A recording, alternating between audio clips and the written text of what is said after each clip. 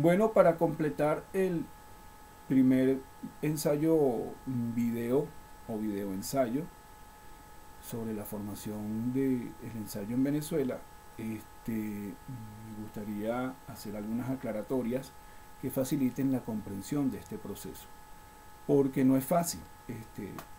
Tuvimos pues décadas de condiciones históricas muy exigentes que no permitieron una actividad normal en la sociedad venezolana, y eso por supuesto también se refleja en todo lo que es el proceso literario, ¿no? Tanto es así que pues los textos en prosa a los que nos referimos entre 1785 y 1828 tienen mucho en común con lo que es la gesta de la independencia. Hay allí criterios, digamos, que determinan la línea de la autonomía y de la independencia como una idea filosófica fundamental, y además de eso de formación ciudadana.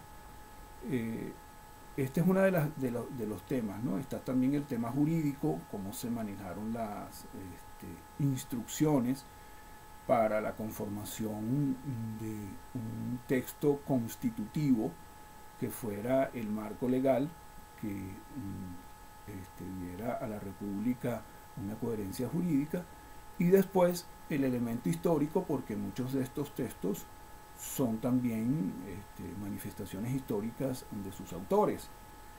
Es decir, yo estoy eh, destacando su carácter literario, pero son textos históricos, son textos que representan hechos históricos. Entre esos, por supuesto, los más famosos, la Carta de Jamaica y el Discurso de Angostura, que es una visión del libertador como escritor, no como sujeto histórico, ¿no? En este caso.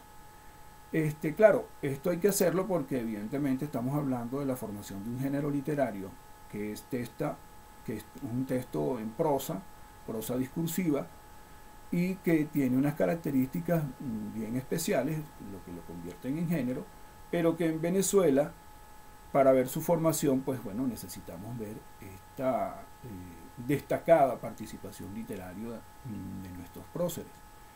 Y también tenemos que hablar de algo que no hablé en el primer video, que es la formación universitaria en Venezuela, que era muy buena para la época y que además de eso era muy amplia. Allí estudiaron nuestros próceres.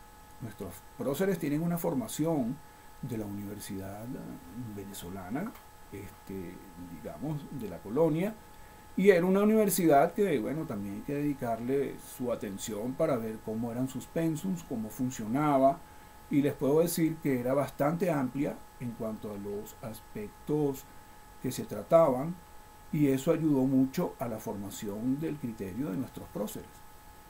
De hecho, es importante anexar en una futura ocasión algún tipo de material de formación académica de estas universidades en el siglo XVIII, que sin duda alguna nos ayudarían también a entender mejor cómo se formó el ensayo en Venezuela.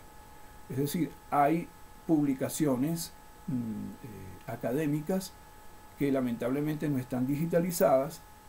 Hay que también investigar en los archivos, es un trabajo, digamos, que no es para esta exposición.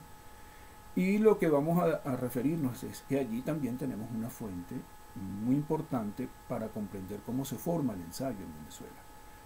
Esta primera fase, en donde no vemos realmente un ensayo, sino vemos textos epistolares con carácter de ensayo, vemos discursos con carácter de ensayo, vemos cartas con carácter de ensayos, pero no vemos ningún ensayo. Y era lógico, pues estábamos en una situación de pugna militar y política muy fuerte.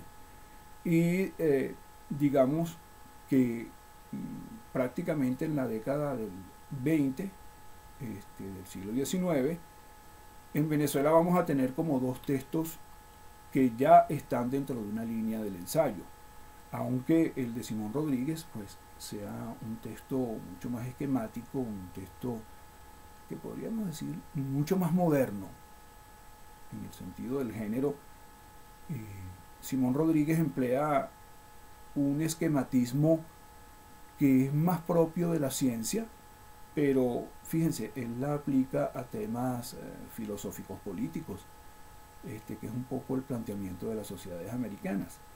Esto es además valioso porque es también un precursor en este tipo de planteamientos estructurados del futuro.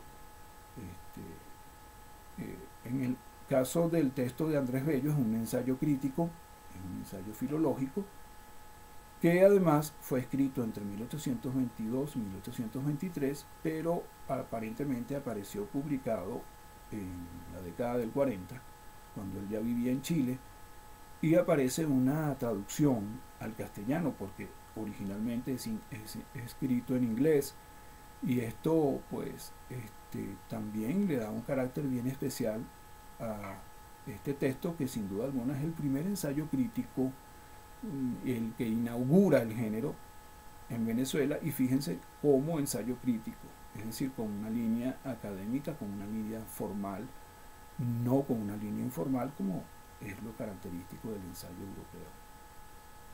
Esto es interesante y, digamos, determina una línea que es difusa, es muy difusa.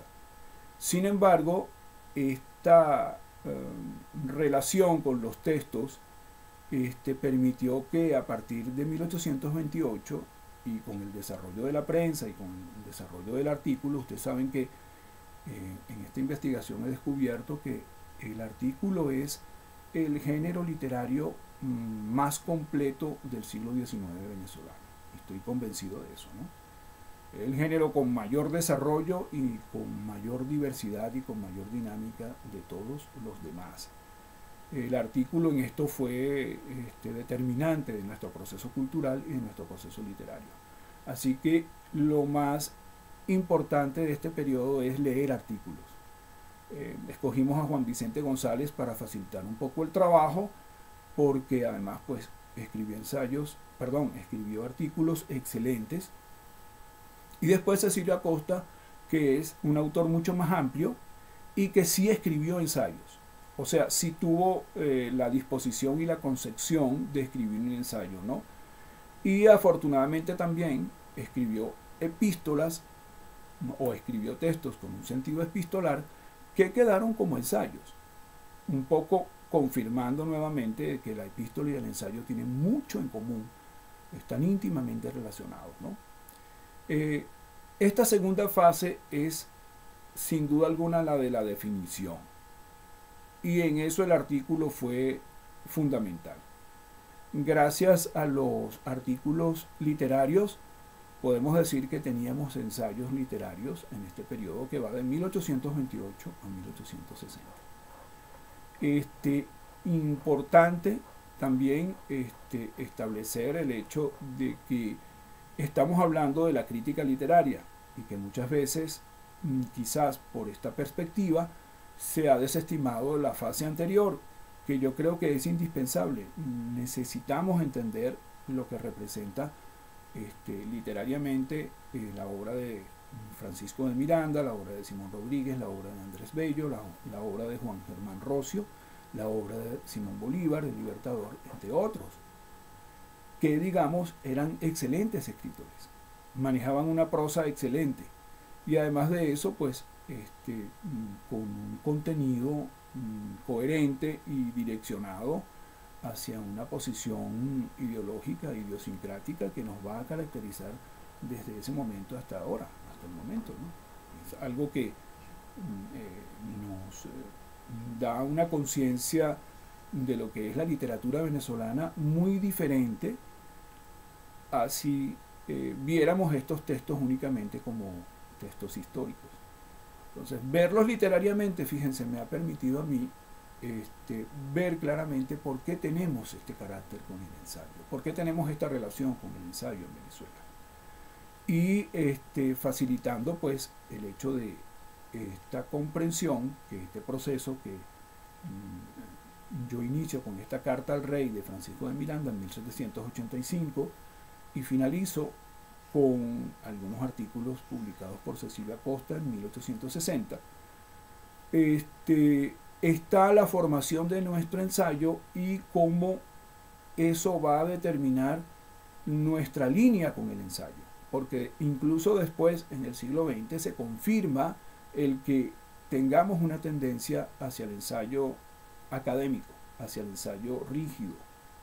O bueno, no digamos rígido, digamos hacia el ensayo crítico.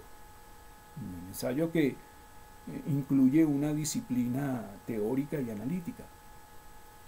Nosotros valoramos ese tipo de ensayos por encima del ensayo desnudo, como lo llamo yo, ¿no?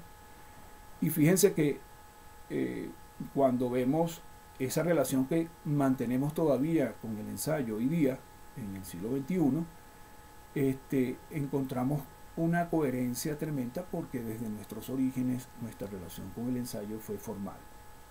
No fue informal y bueno, eso dificulta el que de alguna manera tengamos una dinámica mucho más amplia en publicaciones, en digamos revistas que publiquen ensayos. Casi no hemos tenido revistas que publiquen ensayos. Sin embargo, afortunadamente tuvimos siempre revistas que publicaban artículos literarios que eran escritos como ensayos. Eso también hay que decirlo. O sea, el ensayo se colaba, siempre se colaba. Y eso también, bueno, ha sido afortunado para Venezuela porque tenemos ensayistas excelentes.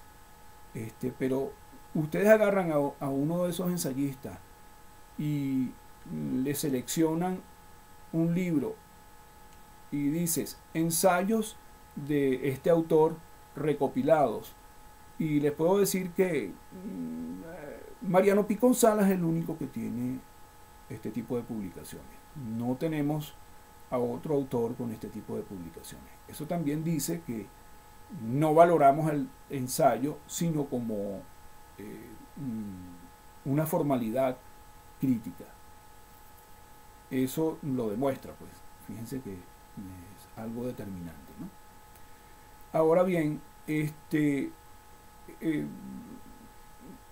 vemos que desde un principio el ensayo en realidad fue una herramienta para, no un objeto en sí mismo, y después, incluso en el siglo XX, aunque tenemos excelentes ensayistas, tampoco el ensayo es considerado en sí mismo.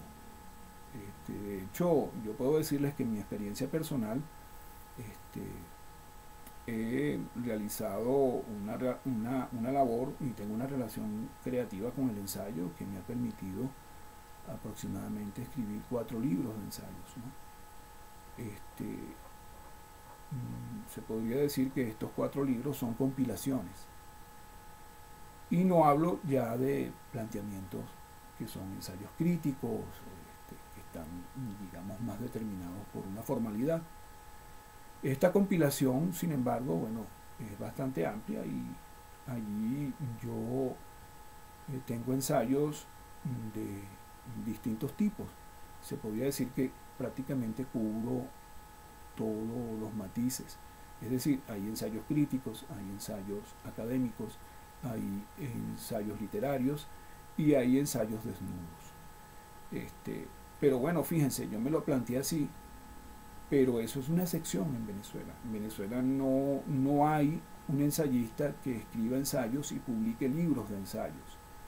Siempre nuestros ensayistas publican son artículos compilados o trabajos realizados en la academia, ¿no? Cosa que es buena, además, ojo, afortunadamente tenemos eso, ¿no? Y además de mucha calidad, hay excelente crítica en Venezuela, excelente. La prosa crítica en Venezuela es de las mejores que tenemos, ¿no? Pero fíjense, no hay un autor que de pronto publique ensayos en libros autónomos, independientes. Es muy raro, ¿no? No es muy frecuente. Pero bueno, fíjense, eso también es coherente con el proceso de formación de nuestro ensayo. No hemos sido informales con el ensayo. El ensayo informal no nos convence, no convence al lector venezolano. Y esa es una realidad cultural que vemos cómo se forma y cómo podemos además captarlo a través de el estudio de la formación del ensayo en Venezuela, con la perspectiva que yo estoy usando. Así que bueno, muchas gracias, espero que les sea útil estas informaciones.